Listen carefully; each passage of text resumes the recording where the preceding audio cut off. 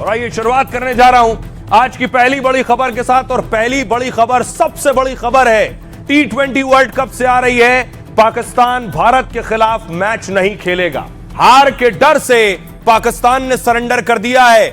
जी हां, सबसे बड़ी खबर यह है कि कुछ वक्त बाद भारत और पाकिस्तान के बीच मुकाबला होना था। बिग ब्रेकिंग न्यूज, भारत के खिलाफ नहीं खेलेगा पाकिस्तान। आपको बता दें, T20 वर्ल्ड कप में 15 फरवरी को होना था मैच और कोलंबो में होना था भारत और पाकिस्तान के बीच मैच। पाकिस्तान के कहने पर ही यह मैच भारत से शिफ्ट किए गए थे कोलंबो। और अब बांग्लादेश के बाहर होने के बाद, बांग्लादेश को बैन करने के बाद आईसीसी के जरिए पाकिस्तान ने एक और बड़ी गलती कर दी है। पाकिस्तान भारत के खिलाफ मैच नहीं खेलेगा। पाकिस्तान कह रहा है जो मैच भारत के खिलाफ नहीं होंगे सिर्फ वही नहीं खेलेंगे। इन्होंने क्या किया और अब वहां पे कोई ऐसा है ही नहीं जो सीधे दिमाग से सोच सके। आप क्रिकेट खेलो, मैच जीतो, उससे ज्यादा आपकी वो होगी, रेपुटेशन बनेगी। आप ना खेलने से तो आपकी रेपुटेशन तो बनने वाली ही नहीं। और आईसीसी ये भी ना हो कि ज्यादा फाइन फूइन लगा दे, क्योंकि ये तो आईसीसी का डिसीजन होगा। और पाकिस्तान का पाखंड देखिए कि अभी अंडर 19 की टीम भारत पाकिस्तान के साथ मैच हो रहा था, जिसमें पाकिस्तान की अंडर 19 टीम को करारी शिकस्त भारतीय टीम ने दी है। यानी इनकी अंडर 19 टीम तो भारत की टीम के साथ खेल रही है, लेकिन सीनियर प्लेयर्स डर कर भाग गए। जो पाकिस्तान T20 वर्ल्ड कप से हटने की धमकी दे रहा था, बांग्लादेश की तरह आईसीसी टूर्नामेंट बॉयकॉट की बात कर रहा था, उसने भारत के खिलाफ मैच खेलने से इनकार कर दिया। कोलंबो में 15 फरवरी को मैच खेला जाना है। Pakistan team T20 world cup का बॉयकॉट तो नहीं करेगी, लेकिन भारत के खिलाफ मैच में मैदान में नहीं उतरेगी। पाकिस्तान सरकार की तरफ से बाकायदा इसका ऐलान किया गया। आईसीसी ने पाकिस्तान पर बहुत बड़े एक्शन की भी चेतावनी दी थी। साफ कहा था कि टूर्नामेंट खेलो या अंतरराष्ट्रीय क्रिकेट से कट जाओ। यह हश्र होगा जैसे यहां गिल्लियां उड़ रही हैं। टूर्नामेंट से हटे तो कोई टीम उससे द्विपक्षीय सीरीज नहीं खेलेगी, यानी बायलैटरल जो मैचेस होते हैं वो बंद हो जाएंगे। मतलब कोई टीम या कोई देश पाकिस्तान के साथ नहीं खेलेगा। एशिया कप से भी पाकिस्तान को बाहर किया जा सकता है। पाकिस्तान सुपर लीग PSL के लिए विदेशी खिलाड़ियों को एनओसी नहीं मिलेगी, क्योंकि आईसीसी ये सब प्रतिबंध लगाएगा। विदेशी खिलाड़ी नहीं होंगे तो PSL चलेगा कैसे और उसे आखिर देखेगा कौन? PSL की आधिकारिक मान्यता खत्म करने पर भी विचार हो सकता है। बांग्लादेश की तरह उसे भी आईसीसी के रेवेन्यू का बड़ा नुकसान झेलना पड़ेगा। मतलब 240 करोड़ रुपए का झटका पाकिस्तान को सीधे सीधे लगेगा। भारत के खिलाफ मैच ना खेलने पर पाकिस्तान पर कड़ा एक्शन भी हो सकता है। पाकिस्तान को कई बार ऐसी वार्निंग मिल चुकी है। पाक हथियार से क्रिकेट तक हर चीज में भारत का मुकाबला करता है, लेकिन बीसीसीआई के सामने पाक बोर्ड की हालत भिखारी जैसी है।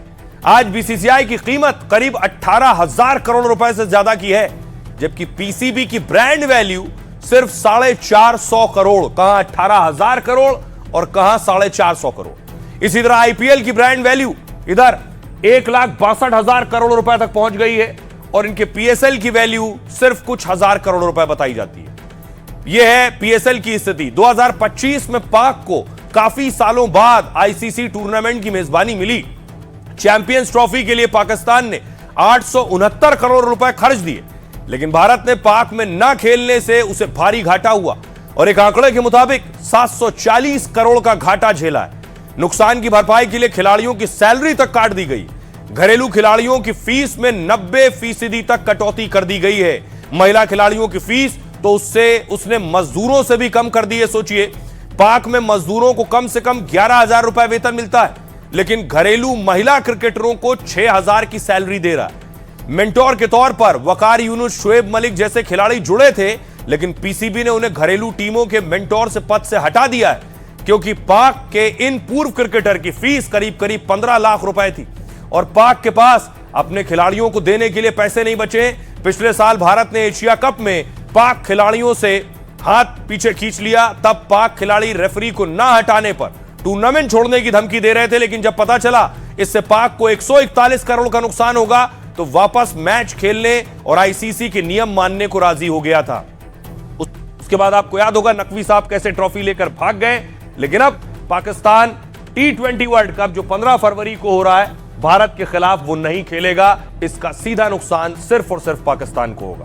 आइए खबरों में आगे बढ़ते हैं। आज की एक और बड़ी खबर है, बजट आया, आपके लिए क्या लाया। आज देश का बजट था, वित्त मंत्री निर्मला सीतारमण अपना नवा बजट पेश कर रही थी आज।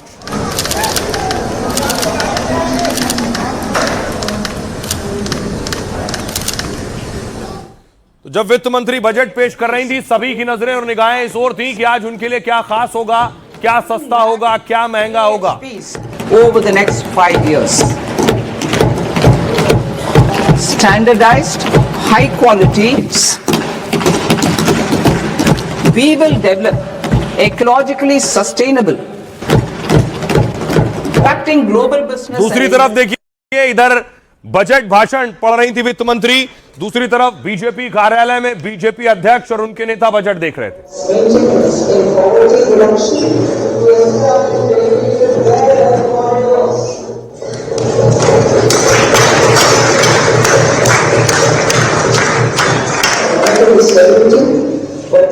दूसरी तरफ देखिए जरा, बजट आने के बाद दिल्ली की मुख्यमंत्री रेखा गुप्ता एक दूसरे का मुंह मीठा करा रही थी।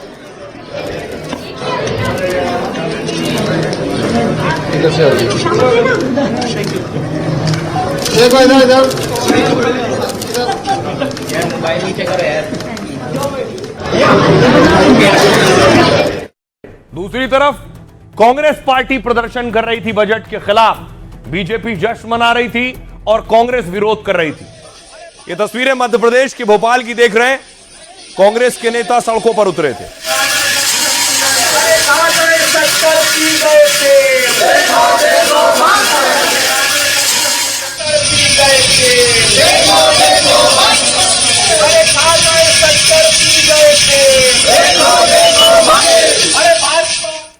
और देखिए आपके लिए क्या क्या सस्ता हुआ है, क्या महंगा हुआ है। सबसे पहले अच्छी खबर यह है कि कपड़े सस्ते हो गए हैं, चमड़े के जूते, लेदर शूज सस्ते हो जाएंगे, सिंथेटिक फुटवेयर भी सस्ता हो जाएगा।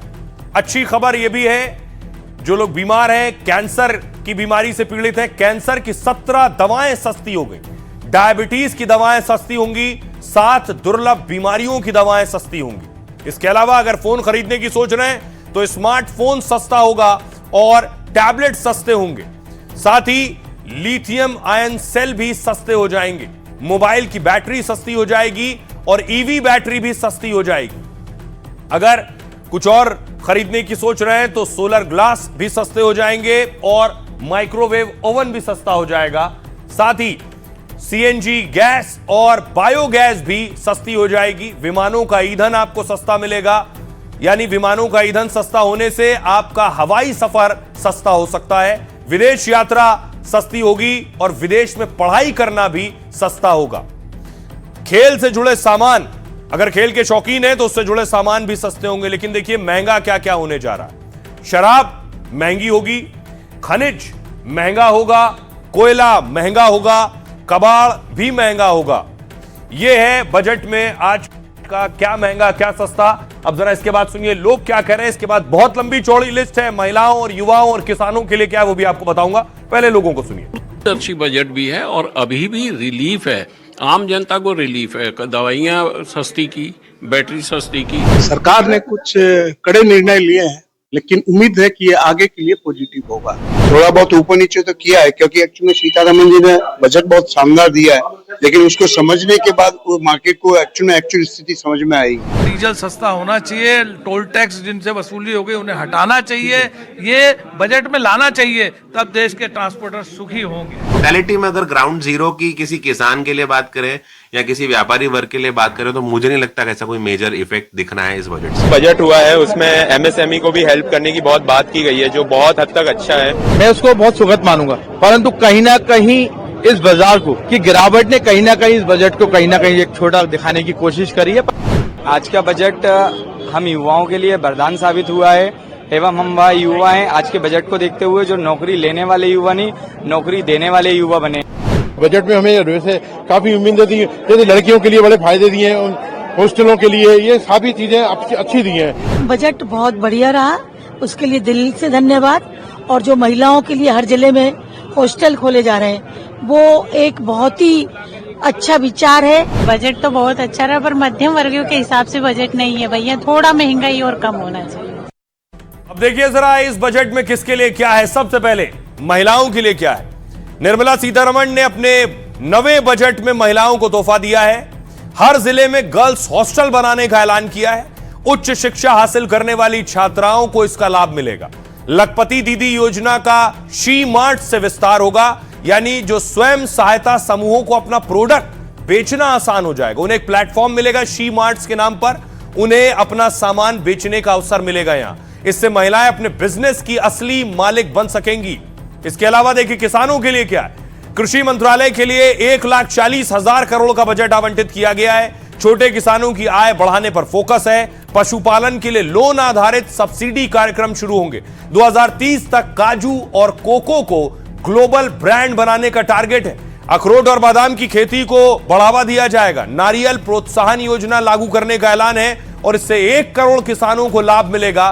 किसानों को एआई टूल से जोड़कर जानकारी दी जाएगी और एक ही प्लेटफॉर्म पर किसानों को सारी जानकारी मिलेगी। बाजार की जानकारी, बीज और उर्वरक से जुड़ी सलाह मिलेगी। हालांकि किसान सम्मान निधि योजना की राशि नहीं बढ़ाई गई है। अभी किसानों को हर साल 6,000 रुपए मिलते हैं। गांव में रोजगार के लिए जी राम जी में 95,692 करोड़ रुपए का बजट है। मनरेगा का नाम बदलकर वीबी जी राम जी किया गया, उसका बजट बढ़ाया गया। इस बार 11% मनरेगा के बजट में इजाफा हुआ, जिसका नाम बदल दिया गया।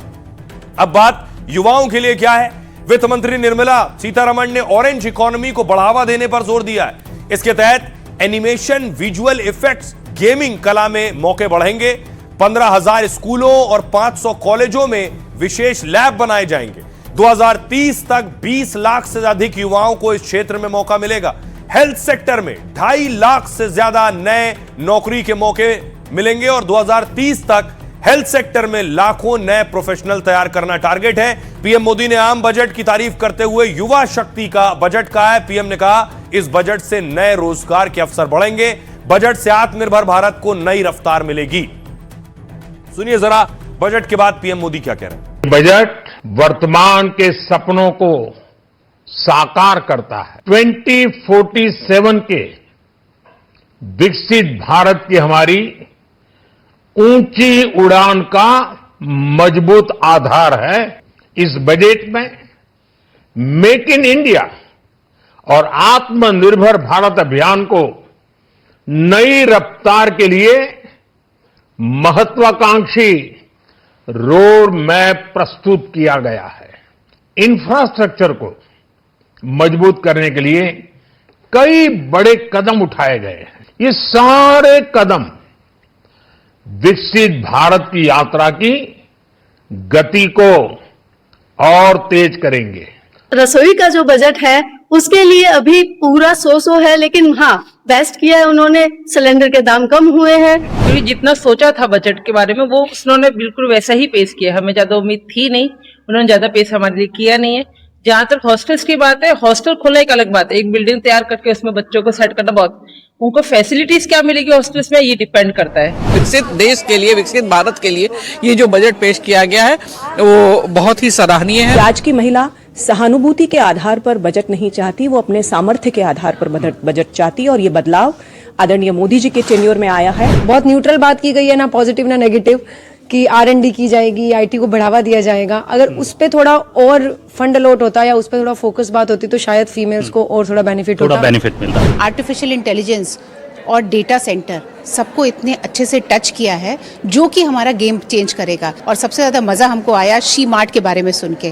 वुमेन एंटरप्रेन्योर्स, उनको भी कितना बढ़ावा मिलेगा। वुमेन एंटरप्रेन्योर्स के लिए काफी अच्छा है, काफी बैलेंस्ड है, क्रिएटिव है। महिलाओं के सुधार के लिए इस बजट में काफी कुछ किया गया है।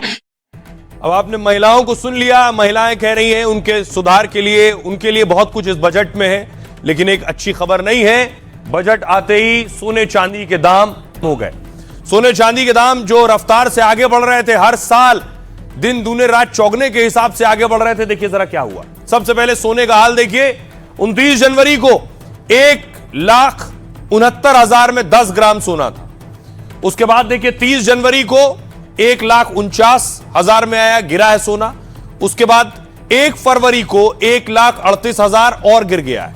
और फिर ये 1 फरवरी को 1,60,000, अगर देखिए जरा दो तस्वीरें, ये बजट से पहले की देख रहे हैं, यानी 30 को 1,49 था और जैसे ही बजट आना शुरू हुआ, बजट से पहले 1,38,000 पर आ गया, गिर गया। और बजट के बाद देखिए कैसे सोना की चमक बढ़ गई है और 1,60,000 प्रति 10 ग्राम पहुंच गया है। यह सोने का हाल था। आइए, बड़ी बात यह है कि सोने के दाम आखिर क्यों बढ़ रहे हैं, कब तक बढ़ेंगे और कहां जाके। सोने के दाम में तेज उतार चढ़ाव का दौर चल रहा है और 2 दिन पहले सोने ने महंगाई के सारे रिकॉर्ड तोड़ दिए थे। 10 ग्राम सोने की कीमत 1,69,000 रुपए तक पहुंच गई।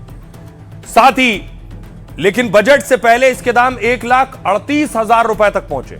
मतलब 2 दिन में सोने का भाव करीब 31,000 रुपए तक गिर गया। हालांकि बजट के बाद सुधार हुआ और 1,60,000 तक जाकर यह रुका। अर्थशास्त्री मानते हैं कि ग्लोबल स्तर पर जब भी तनाव या अनिश्चितता आती है, तब निवेश के लिए सोने को सबसे सुरक्षित विकल्प माना जाता है। तब आम लोग भी पैसे या शेयर बाजार से ज्यादा सोने पर भरोसा करते हैं। लंबी अवधि के निवेश में सोने से ज्यादा मुनाफा होता है और 20 साल में सोने की कीमतें आप देखिए तो 1600% का इजाफा हुआ है 20 साल में। 2006 में जो सोना 10,000 रुपए का था, आज वो 1,60,000 रुपए का हो गया है। कहते हैं कि इस उतार चढ़ाव की बड़ी वजह है सेंट्रल बैंकों की भारी खरीदारी, यानी दुनिया के जो बड़े बड़े केंद्रीय बैंक हैं, कई देश विदेशी मुद्रा भंडार में डॉलर कम कर रहे हैं, अब सोना बढ़ा रहे हैं, सोने का रिजर्व कर रहे हैं। देशों को डर है कि राजनीतिक टकराव बढ़ा तो डॉलर पर असर पड़ेगा। ट्रंप की धमकियों से यूरोप के देश भी डॉलर से दूरी बनाने की कोशिश कर रहे हैं और भविष्य के जोखिम से बचने के लिए सरकारी खजानों में सोना जमा किया जा रहा है। जब बड़ी बड़ी संस्थाएं बाजार में उतरती हैं तो मांग बढ़ती है और सप्लाई कम होती है और इससे सोने के दाम एकदम से बढ़ जाते हैं। इस समय भी यही हो रहा है। जब दुनिया के बड़े देश सोना बेचते हैं तो इसकी अफवाह फैलती है तो गिरावट आती है।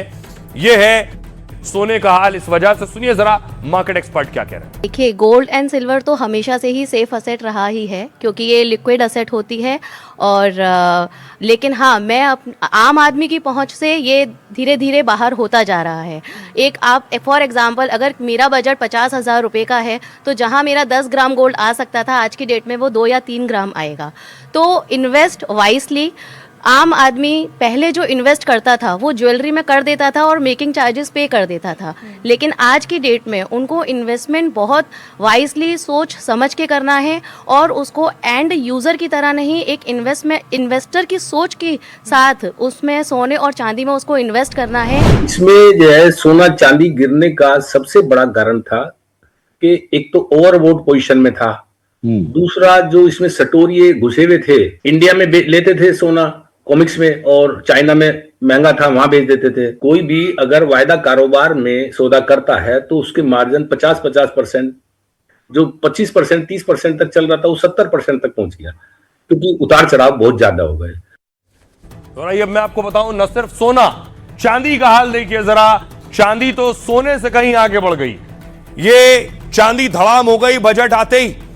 सबसे पहले देखिए जरा, 29 जनवरी को चांदी प्रति किलो 4 लाख पार थी, 30 तारीख को गिरी और 2,91,000 पर आकर रुकी। उसके बाद फिर देखिए जरा, 1 फरवरी बजट से पहले 2,84,000 यानी गिरी थी और बजट के बाद देखिए 2,65,000 पर आकर चांदी रुकी है। क्या चांदी अभी और गिरने वाली है या चांदी रिकवर करेगी? बड़ी बात यह है। आइए आपको बताऊं चांदी का हाल ये क्यों हो रहा है, जो हाल लगभग सोने का है। सोने ने तो फिर भी बजट खत्म होने के बाद बेहतर प्रदर्शन किया है। साल 2000 में सोचिए चांदी की कीमत 8,000 रुपए प्रति किलो थी।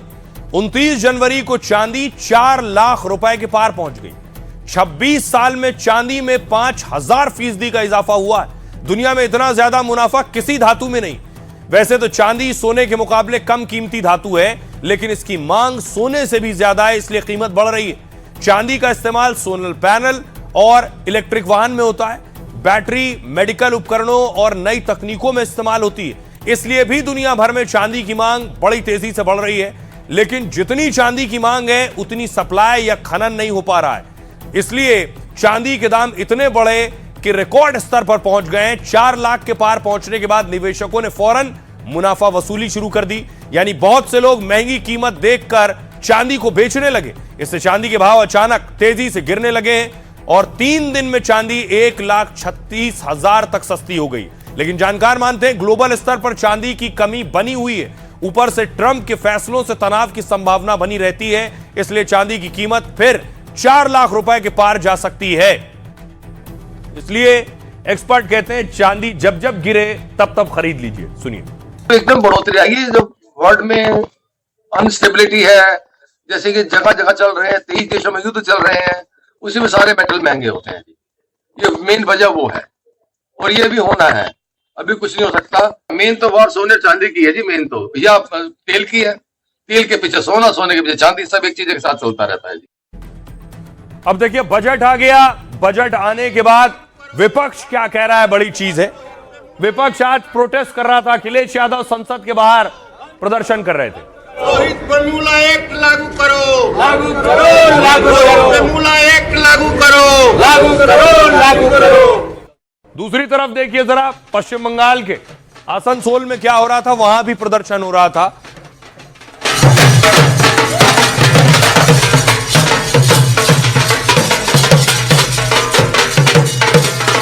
अब देखिए जरा इस बजट पर सियासतदान क्या कह रहे हैं। वैसे सियासतदानों से आप उम्मीद कर सकते हैं कि वो सवाल ही उठाएंगे, सवाल ही उठा रहे हैं। सबसे पहले देखिए ममता बनर्जी। ममता ने बजट को दिशाहीन बताया है। यह बजट महिला विरोधी, जन विरोधी है। यह किसान, शिक्षा, SC, ST, OBC विरोधी है। बजट में पश्चिम बंगाल के लिए कुछ भी नहीं है। राहुल गांधी ने कहा युवाओं के पास नौकरी नहीं है, निवेशक पूंजी निकाल रहे हैं, घरेलू बचत घट रही है, किसान संकट में है, आने वाले वैश्विक झटके सभी को नजरअंदाज कर दिया गया है। अखिलेश ने कहा इस बजट में ना तो नौकरी दी गई है, ना ही रोजगार के अवसर दिए गए हैं। यह बजट गरीब का पेट नहीं भर सकता, यह सपने दिखाने वाला बजट है। संजय सिंह ने कहा सरकार ने हर साल 2 करोड़ नौकरी का वादा किया था। 12 साल पूरे होने पर 24 करोड़ नौकरियों का हिसाब दें और इतने साल बाद भी युवाओं को नौकरियां क्यों नहीं मिल रही। ज्योतिरादित्य सिंधिया ने कहा यह एक प्रगतिशील बजट है, यह अर्थव्यवस्था के हर सेक्टर पर फोकस करता है, यह हर नागरिक के लिए बजट है, यह भारत को सशक्त और शक्तिशाली बनाएगा। सुनिए जरा विपक्ष को क्या कह रहा है। This financial budget of 26 and 27 placed by central government, it is totally full of sound and fury. Totally it's a directionless, visionless, missionless, actionless. Economy is derailed, anti-women, anti-poor, anti-farmers, anti-women, anti-youth, anti-communers, anti-SC, anti-ST, anti। नौजवानों के लिए हर एक sector में अवसर उपलब्ध हो, यह सबके साथ साथ जो व्यापक रिफॉर्म के साथ अलग अलग सेक्टर में रिफॉर्म को लेकर के जो बजट प्रस्तुत किया गया है, यह आम नागरिकों के जीवन को सहज और सरल बनाने में मदद करेगा। ये बजट गरीब के समझ के बाहर है, ये समझ से बाहर बजट है, ये सपने दिखाने वाला बजट है। जिन लोगों ने अपने पुराने घोषणा पत्र पे कोई काम न किया, उनसे उम्मीद क्या करोगे? बीजेपी से उम्मीद ही नहीं तो बजट से उम्मीद क्या करेंगे? ये हमेशा बड़े लोगों के लिए, 5% के लोगों के लिए बजट बनाते हैं। विकसित भारत 2047 का बजट पेश है, जिसमें गरीब, युवा, अन्नदाता और महिलाओं पर विशेष फोकस किया गया। खास करके बजट की जो दिशा और लक्ष्य है, वो लक्ष्य भारत को सशक्त भारत की तरफ ले जाने का है। आज हमारे बजट में कोई अग्रेशन नहीं, कोई विजन नहीं, 100% कंप्लेसेंट बजट, एक बहुत ही दुर्भाग्यजनक बजट आज निकला है। युवा शक्ति को केंद्र में रखकर जितने ये सारे वर्टिकल्स एक्सपैंड होंगे, उतनी ही जॉब अपॉर्चुनिटीज भी क्रिएट होंगी। मैं मानता हूं कि ये 47 विकसित भारत के निर्माण के लिए उसकी एक मजबूत नींव को तैयार करने वाला एक बहुत ही विजनरी बजट है। इस बजट में किसके लिए क्या है ये वो बता ही नहीं सकी, इवन के चुनावी राज्यों के लिए भी कुछ नहीं। तो कुल मिलाकर के ये पूरी तरह से विफल बजट है। और कोई बात नहीं, हमें कोई उम्मीद भी नहीं थी। हमें 10 साल से आदत पड़ गई इस तरह के बजट की जिसमें जनता के लिए कुछ नहीं होता। गिला करें वो जिन्हें तुमसे कोई उम्मीदें थी, हमें तो खैर तेरा एतबार था भी नहीं। देखिए, बजट तो समझ से परे है, हम लोग को समझ में आ नहीं रहा है कि बड़े बड़े वादे तो किए गए हैं। तो देश की जनता है, जो महिलाएं हैं, जो किसान है, जो युवा है, जो मजदूर हैं, वो आज सुनना चाहते हैं ना कि आज उनको कैसे महंगाई से राहत मिलेगी, युवाओं को कैसे रोजगार मिलेंगे, तो आज सुनना चाहते हैं। बट यही है, सरकार सिर्फ बोलती है, धरातल पे कुछ नहीं। अब आइए आपको बताऊं, भारत में बजट आया, विरोधी गुस्से में है, विपक्ष अपनी नाराजगी जता रहा है, लेकिन पाकिस्तान क्यों परेशान है? पाकिस्तान इसलिए परेशान है कि भारत ने अपना रक्षा बजट बढ़ा दिया है, और भारत ने रक्षा बजट इतना बढ़ा दिया है, इतना बढ़ाया है जितना कुल पाकिस्तान का बजट भी नहीं है, उससे ज्यादा बढ़ा दिया है। पुर और मुरीदके में जो गोले गिरे थे, ये पाकिस्तान को अभी भी खौफजदा करते हैं। देखिए जरा पाकिस्तान क्यों डरा हुआ है इस बजट से।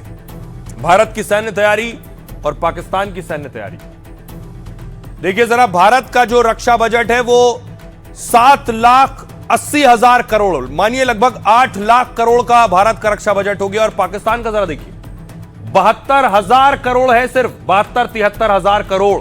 भारत का बजट इस साल बढ़ गया लगभग 1 लाख करोड़, उनका कुल बजट 72-73,000 करोड़, यानी जितना हमने एक साल में बढ़ाया उनका उतना कुल है।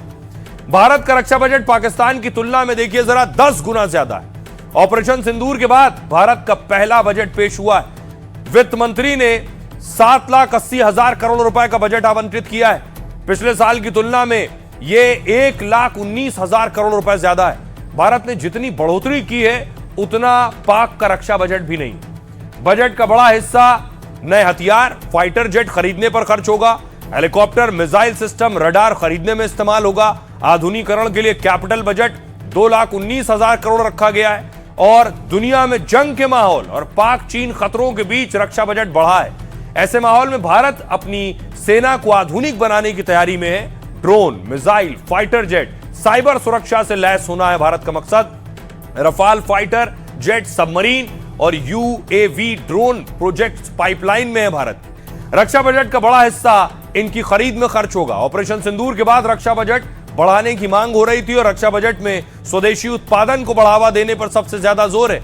2029 तक 50,000 करोड़ के रक्षा निर्यात का लक्ष्य है, और तटीय सुरक्षा के लिए 9,676 करोड़ रुपए आवंटित किए गए हैं। पाकिस्तान अधिकतर चीन के हथियारों पर निर्भर है। ऑपरेशन सिंदूर में चीन के हथियार भारत के आगे टिक नहीं सके थे, और चीनी डिफेंस सिस्टम और J-10C जेट को भारत ने तबाह कर दिया। यह आपके सामने आ गया। भारत जो दूसरे देशों को, अपने पड़ोसियों को भी बजट एलोकेट करता है, उसमें सबसे ऊपर देखिए अफगानिस्तान का बजट था लगभग 150 करोड़, तो 50 करोड़ रुपए उसका बजट बढ़ा दिया गया है।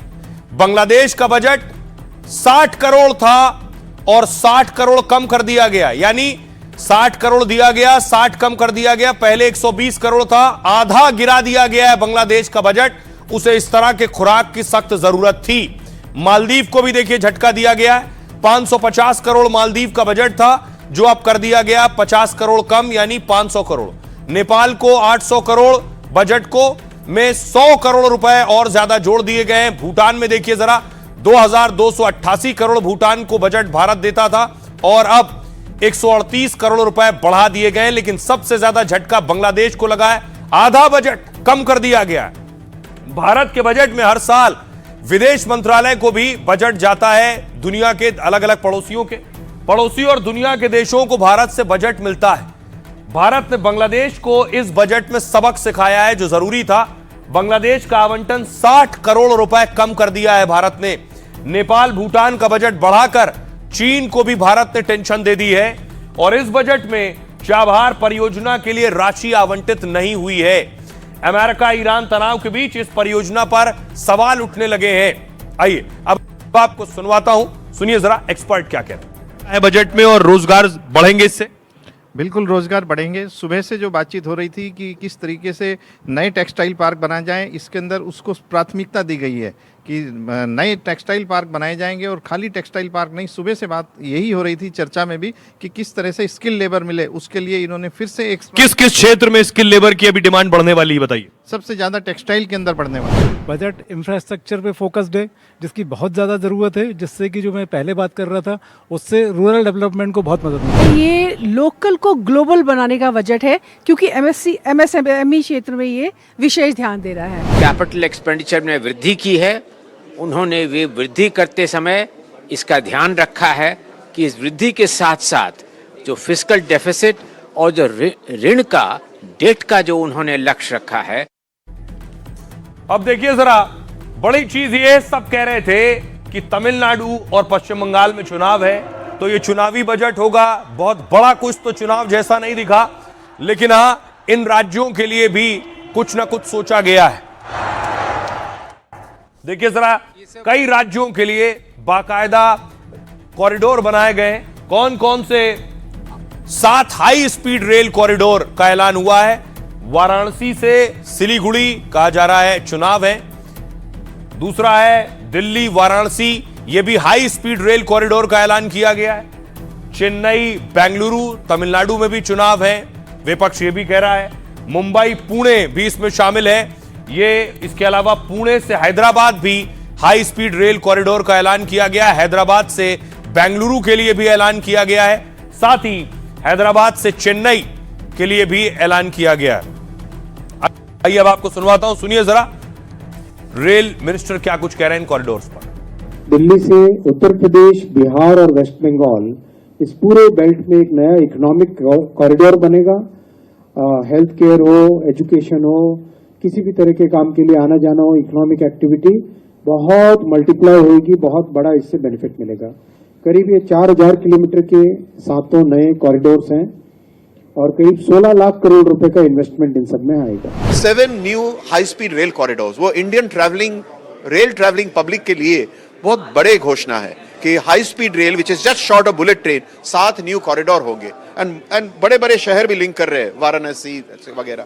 The second is intensive focus on urban infrastructure, tier 2 और टियर 3 सिटीज को रिजुविनेट करने के लिए ये जो अर्बन इंफ्रास्ट्रक्चर के लिए बहुत सारे चीजें FM अनाउंस किया है। These are the dominant themes. Railway के लिए जो बजट एलोकेशन है उसमें बढ़ोतरी हुई है, और अगर बजट एलोकेशन बढ़ेगा तो निश्चित तौर पर इंफ्रास्ट्रक्चर में भी इम्प्रूवमेंट होगा। और जो 7 करोड़ की खबरों में आगे बढ़ते हैं। आज की एक और बड़ी खबर है, आपको बताऊं, शंकराचार्य जो योगी को सीएम पद से हटाने की बात कर रहे थे, अचानक पीएम बनाने की क्यों बात करने लगे? योगी के लिए शंकराचार्य अब संकल्प ले रहे हैं। शंकराचार्य काशी में है और शंकराचार्य की गो प्रतिष्ठा प्राण यात्रा शुरू हो गई।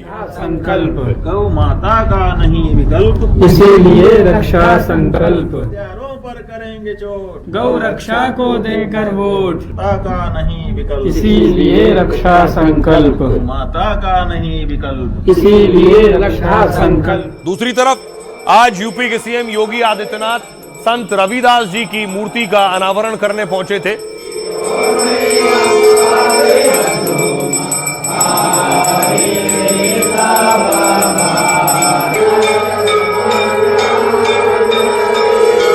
जो शंकराचार्य अब तक सीएम योगी का खुलकर विरोध कर रहे थे, वो अब उन्हें प्रधानमंत्री बनाने की बात कर रहे हैं। ये काम 40 दिन के भीतर करके दिखाते हैं योगी आदित्यनाथ जी। जो 2 टास्क उनको हमने दिए हैं, तो स्वाभाविक है कि वो हम लोगों की दृष्टि में मोदी जी जब छोड़ना चाहेंगे तो उसके बाद वही प्रधानमंत्री के कैंडिडेट होंगे। शंकराचार्य जिसके खिलाफ धरने पर बैठे थे, अब उन्हीं को अगले नेता के तौर पर देख रहे हैं। जितनी बार कहलवाना चाहें कहलवा लें। अगर ये 2 कार्य उन्होंने कर दिया 40 दिन के भीतर में, तो 11 मार्च को हम लोग उनके लिए कामना करेंगे कि अगले प्रधानमंत्री ये हों। लेकिन शंकराचार्य की शर्त यही है कि योगी 40 दिनों में गोमांस पर पूरी तरह प्रतिबंध लगा दें और गाय को राज्य माता भी घोषित करें। अब देखिए शंकराचार्य को अचानक क्या हो गया और क्या शर्त रख रहे हैं वो, तो उन्हें खुद साबित करना है वो शंकराचार्य है या नहीं, और योगी आदित्यनाथ को पीएम बनाने की बात कर रहे हैं। स्वामी अभिमुक्तेश्वरानंद ने सीएम योगी को फिर चैलेंज दिया। उन्होंने कहा, अगर योगी खुद को सच्चा हिंदू साबित करना चाहते हैं तो गाय को राज्य माता घोषित करें और गोमांस पर प्रतिबंध लगाएं। हमने इसके लिए योगी आदित्यनाथ को 40 दिन का समय दिया। उन्होंने कहा कि अगर ऐसा हुआ तो हम सब मिलकर योगी आदित्यनाथ का नाम प्रधानमंत्री पद के लिए आगे बढ़ाएंगे। लेकिन अगर इस विषय पर सही समय पर फैसला नहीं लिया जाता तो पूरा संत समाज मिलकर उन्हें निरस्त करने का काम करेगा। अभी मुक्तेश्वरानंद ने कहा कि प्रयागराज में हमने सबको मौका दिया है कि अगर कोई भूल चूक हुई तो खुद आकर उसे सुधार लें। दूसरी तरफ यूपी के पशुधन मंत्री धर्मपाल सिंह ने बड़ा बयान दिया है। उन्होंने कहा अभी मुक्तेश्वरानंद गौकशी को लेकर झूठ बोल रहे हैं। हम अभी मुक्तेश्वरानंद को शंकराचार्य मानते ही नहीं है। उन्हें पता नहीं कि यूपी में गौमांस पूरी तरह प्रतिबंधित है। वो गौकशों के दबाव में प्रदेश में अराजकता फैलाने का काम कर रहे हैं, लेकिन सरकार इसे किसी कीमत पर बर्दाश्त नहीं करेगी। सुनिए जरा अभी मुक्तेश्वरानंद और योगी के मंत्री को। हमारा योगी आदित्यनाथ से विरोध नहीं है, हमारा किसी का विरोध नहीं है, किसी का समर्थन नहीं है। हम चाहते हैं कि ये देश सनातन धर्मी हिंदुओं का है, तो हमारा जो भी शासक हो, हमारा जो भी प्रतिनिधि हो, वो सच्चा हिंदू हो। तो बस हम परीक्षा कर रहे हैं अपने नेताओं की कि सच्चा हिंदू कौन, सच्चा नकली हिंदू कौन। मोदी जी चाहेंगे कि अब हमको अपना उत्तराधिकारी लाना है, हमको अब दूसरे काम में लगना है, तो अगला प्रधानमंत्री खोजा जाएगा। अगर ये काम 40 दिन के भीतर करके दिखाते हैं योगी आदित्यनाथ जी, जो 2 टास्क उनको हमने दिए हैं, तो स्वाभाविक है कि वो हम लोगों की दृष्टि में मोदी जी जब छोड़ना चाहेंगे तो उसके बाद वही प्रधानमंत्री के कैंडिडेट होंगे। किस तरह की सहायता, और अगर वो नहीं कर पाए तो फिर बिल्कुल अस्वीकार हो जाएंगे, यही बात है। अब मुक्तेश्वरानंद जी को सरकार ने शंकराचार्य नहीं माना है और ना ही किसी आधिकारिक मंच से मान्यता दी है। हमारी सरकार का सिद्धांत है विवाद से दूरी, व्यवस्था पर फोकस। हम फिर से स्पष्ट कर दे रहे हैं कि गौकशी पर योगी सरकार की नीति 0 टॉलरेंस की है। और आइए खबरों में आगे बढ़ते हैं। आज की एक और बड़ी खबर है, पूरी दुनिया जानना चाहती है कि ईरान और अमेरिका में क्या जंग होने वाली है वाकई। तो देखिए जरा हालात क्या है और ईरान में किसने धमाके करवा दिए, ईरान को किसने दहला दिया। एक के बाद एक ईरान में सिलसिलेवार धमाके हुए कुछ इस तरह से। ये AI वीडियो है, यही हालात ईरान में हुए।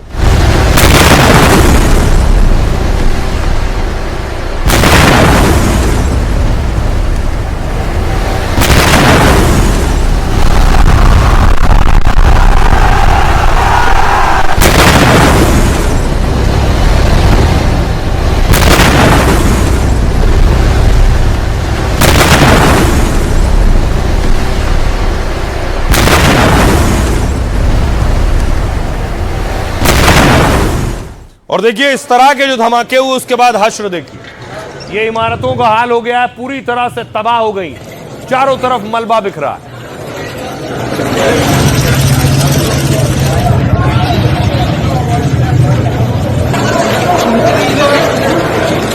पूरी बिल्डिंग का हाल देखिए जरा। अब आप अंदाजा लगाइए कितना भीषण धमाका था कि दीवारें टूट गई हैं, पूरी इमारत ध्वस्त और तबाह हो गई। तो सिर्फ ये एक धमाका नहीं है, इस तरह के एक के बाद एक कई धमाके हुए। दूसरा धमाका देखिए, इस धमाके के बाद देखिए जरा कितना गहरा गड्ढा भी हुआ है, पूरी इमारत ढह गई है।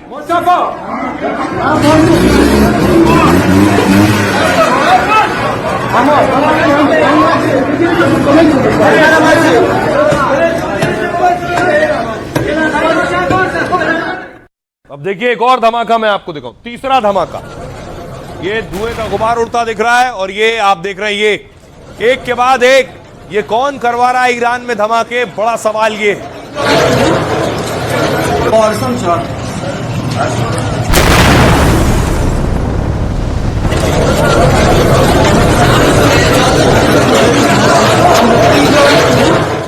और उसके बाद खमनेई आज अपने समर्थकों के बीच थे जहां वो अल्लाह अकबर के नारे लगा रहे थे।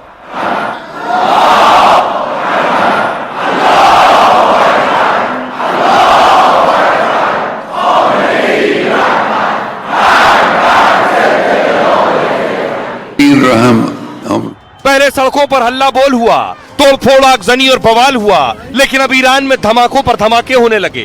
खमनेई के मुल्क का कोना कोना ब्लास्ट से थर्रा रहा है। कहीं इमारतें मलबा बन गईं, तो कहीं आसमान धुएं से काला हो गया। एक तरफ ईरान के अंदर धमाकों की गूंज है, तो बाहर से ट्रंप ने ईरान की घेराबंदी कर दी।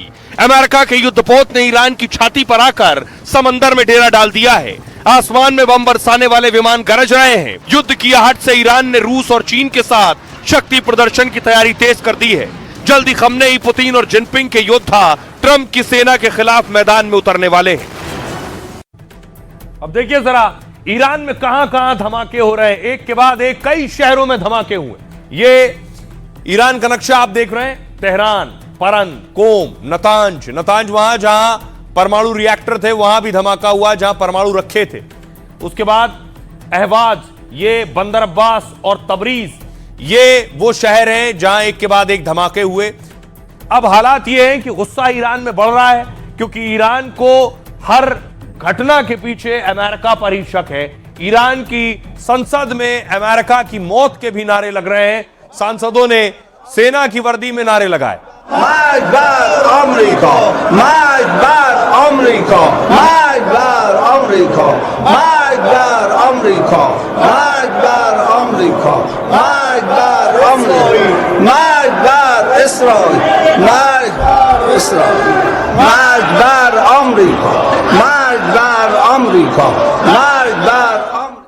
अब देखिए जरा क्या हो रहा है ईरान में। ईरान में एक के बाद एक धमाके हो रहे हैं। जब बड़ी मुश्किल से सत्ता विरोधी प्रदर्शन कम हुए थे, जैसे ही ईरान की सड़कों से प्रदर्शनकारी गायब होने लगे, वैसे ही ईरान के 7 शहरों में सीरियल ब्लास्ट हो गए। राजधानी तेहरान में धमाके के बाद धुआं उठता दिखाई दिया। उधर बंदर अब्बास शहर में एक इमारत में विस्फोट हुआ है जिससे उसकी 2 मंजिलें टूट गईं और कई दुकानें तबाह हो गईं। धमाके के बाद कई शहरों में धुआं और मलबे का ढेर दिख रहा है। मीडिया रिपोर्ट्स के मुताबिक धमाकों में 5 मौतें और 14 लोग घायल हुए। इसके बाद से ही अमेरिका इजराइल पर ईरान भड़का हुआ है क्योंकि उसे शक है कि अमेरिका इजराइल ने ये हमले कराए हैं। ईरानी राष्ट्रपति ने कहा है कि अमेरिका, इजराइल और यूरोप के नेता ईरान की आर्थिक समस्याओं का फायदा उठाकर अशांति फैला रहे हैं। वो ये आरोप लगा रहा है ये नेता ईरान के लोगों को भड़काकर देश को बांटने में लगे हुए। इस बीच ईरान की सेना प्रमुख ने अमेरिका इजराइल को धमकी दी है। उनका कहना है कि सेना प्रमुख ने कहा खाड़ी क्षेत्र में अमेरिका ने भारी तैनाती की है, लेकिन अमेरिका के खिलाफ ईरान की सेनाएं पूरी तरह से सतर्क हैं। अगर दुश्मन ने गलती की तो उसकी सुरक्षा भी खतरे में पड़ जाएगी। धमकियों और आरोपों के बाद अमेरिका इजराइल का यह बयान आया है। दोनों ने ही ईरानी हमलों से अपने देशों को अलग कर लिया है। अमेरिका और इजराइल ने कहा इन धमाकों में हमारा कोई हाथ नहीं है। सुनिए जरा क्या कुछ कह रहे हैं खमनेई और ट्रंप। अमेरिकियों ने अपने भाषणों में बार बार धमकियां दी हैं और कहा है कि सभी विकल्प खुले हैं, जिनमें युद्ध का विकल्प भी शामिल है। अब ट्रंप भी लगातार दावा करते हैं कि हम जहाज लाए हैं और ईरानी राष्ट्र को इन बातों से डरना नहीं चाहिए। ईरानी जनता इन धमकियों से प्रभावित नहीं होती। हम युद्ध शुरू करने वाले नहीं हैं और न ही किसी देश पर हमला करना चाहते हैं, लेकिन ईरानी राष्ट्र किसी भी ऐसे व्यक्ति को करारा जवाब देगा जो उन पर हमला करता है और उन्हें परेशान करता है। बेशक अमेरिकियों को पता होना चाहिए कि अगर वे युद्ध शुरू करते हैं तो इस बार ये एक क्षेत्र युद्ध होगा। ईरान का राष्ट्र लालची, आक्रमणकारी और उपद्रवी किसी भी व्यक्ति को करारा जवाब देगा।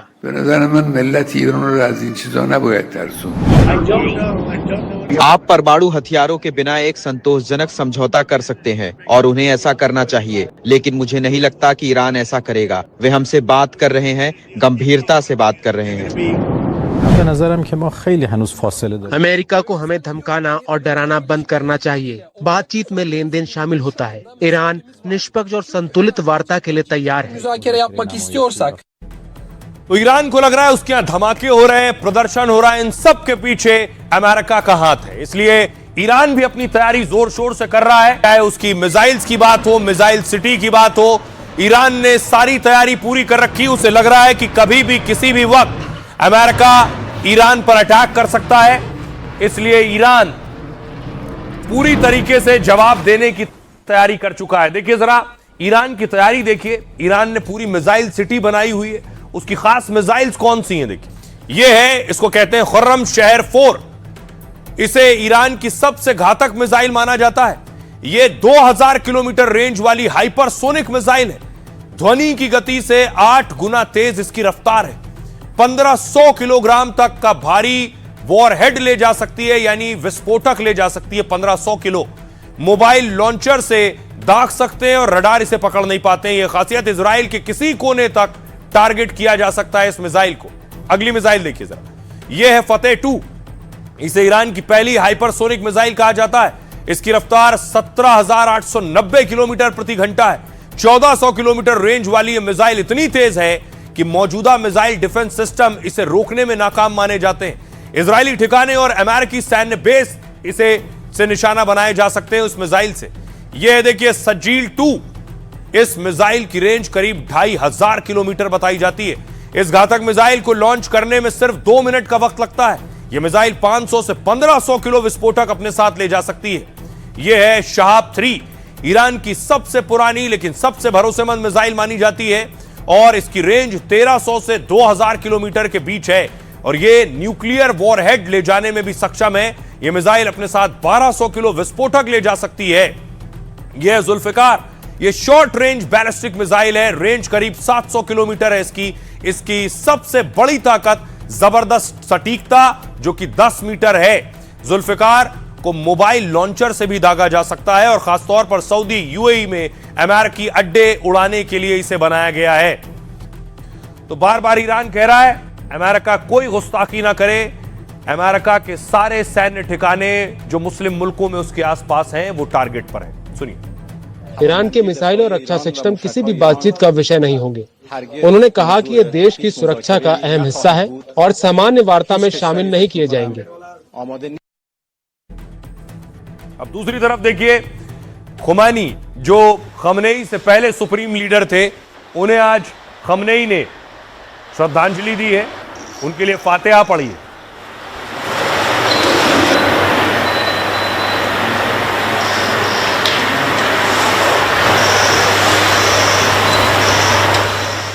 एक तरफ ईरान तैयारी कर रहा है तो दूसरी तरफ देखिए अमेरिका के अलावा जो यूरोपीय देश हैं उन्होंने खमनेई की इस सेना को आतंकी घोषित कर दिया है। आईआरजीसी को आतंकी घोषित कर दिया है यूरोपियन यूनियन ने। यूरोपियन यूनियन में यूरोप के 27 देश आते हैं, उनके लिए अब खमनेई की सेना आतंकी कहलाएगी। देखिए जरा आईआरजीसी है क्या। आईआरजीसी ईरान के सुप्रीम लीडर खमनेई की फोर्स है ये और इसके 2.5 लाख लड़ाकों का काम इस्लामिक क्रांति की सुरक्षा करना है। आईआरजीसी को लेकर यूरोपीय यूनियन ने ईरान को बड़ा झटका दिया है। ईयू ने आईआरजीसी फोर्स को आतंकी लिस्ट में डाल दिया है, यानी यूरोप ने आईआरजीसी को आतंकी घोषित कर दिया। यह फैसला ईरान में प्रदर्शनकारियों पर दमन के बाद हुआ है, क्योंकि हिंसक प्रदर्शनों पर आईआरजीसी के लड़ाकों ने कुचला इस प्रदर्शन को। इन प्रदर्शनों के दौरान ईरान में करीब 5000 लोग मारे गए, ऐसा दावा है। मानवाधिकार संगठनों का मानना है कि आईआरजीसी ने हत्याएं की हैं, जिसके बाद 27 देशों के यूरोपीय संघ ने बड़ा फैसला लिया है। यूरोपीय संघ ने विदेश मंत्रियों के फैसले को निर्णायक बताया और ईयू ने कहा है इस तरह के दमन का जवाब दिया जाना जरूरी है। इस फैसले के बाद आईआरजीसी फोर्स भी उस लिस्ट में आ गई है जिसमें अलकायदा, इस्लामिक स्टेट जैसे संगठन है। यानी यूरोप में आईआरजीसी पर कई प्रतिबंध लगेंगे और एक्शन भी होगा। आईआरजीसी ईरान की रेगुलर आर्मी से अलग लेकिन बहुत ताकतवर है। आईआरजीसी की खुद की थल सेना, वायुसेना, नौसेना और खुफिया यूनिट भी है। इसलिए यूरोपियन यूनियन के इस फैसले से ईरान भड़का हुआ है। जवाब में यूरोपीय संघ की सेनाओं को आतंकी घोषित कर दिया है। ईरान की संसद में यूरोपीय सेनाओं को आतंकी बताया गया है और इस दौरान ईरान की सांसद आईआरजीसी लड़ाकों की वर्दी पहनकर आए और उन्होंने अमेरिका मुर्दाबाद के नारे भी लगाए हैं। आइए आपको सुनवाता हूं, सुनिए जरा ईरानी सांसद क्या कह रहे हैं। आईआरजीसी ने आईएसआई शासन को उखाड़ फेंका, इस आतंकवादी आंदोलन के वैश्विक खतरे को समाप्त किया। विश्व में आतंकवाद के समर्थकों की शत्रुता इस महान वंश की शक्ति को रत्ती भर भी कम नहीं कर पाएगी। इस कार्रवाई के परिणाम यूरोपीय संघ जिम्मेदार होंगे।